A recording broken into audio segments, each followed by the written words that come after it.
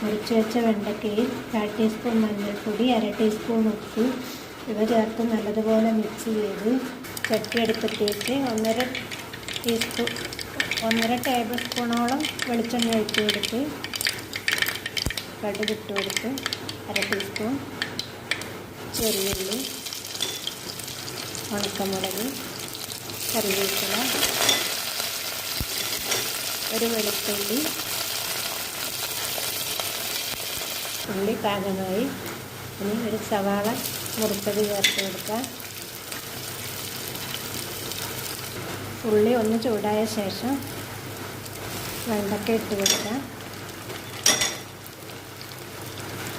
വെണ്ടയ്ക്കയിട്ട് ഒന്ന് മിക്സ് ചെയ്ത് കൊടുക്കാം. ഒന്ന് തീ അടച്ചിട്ട് അടച്ചു കൊടുക്കാം. തുറന്ന് കൊടുക്കാം.